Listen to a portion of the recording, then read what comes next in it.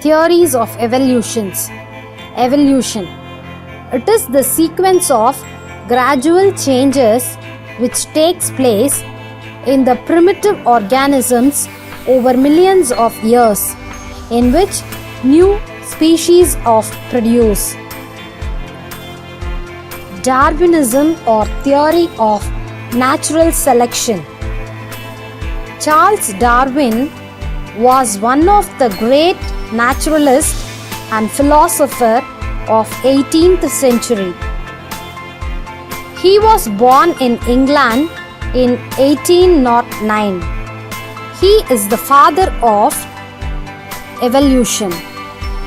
Darwin explained the evolutionary principle in his famous book, The Origin of Species. The theory proposed by him is popularly known as theory of natural selection or Darwinism. Principle of Darwinism. The main features of the natural selection are as follows. Overproduction. All living beings have the ability to reproduce more individuals, and they have capacity to multiply in a geometrical manner. This reproductive potential leads to overproduction. Struggle for existence. Overproduction creates an intense competition among the organisms for food and space, leading to struggle.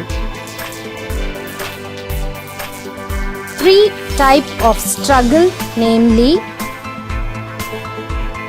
intraspecific struggle, interspecific struggle, and environmental struggle. Variations. Small variations are important for evolution.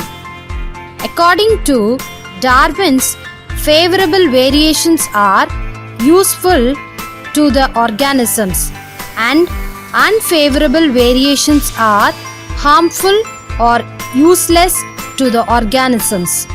Survival of the fittest or natural selection. During the struggle for existence, the organisms which adapt themselves to overcome the challenging situation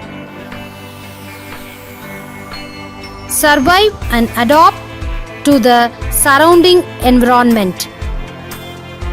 The process of selection of organism with favorable variation is called as natural selection.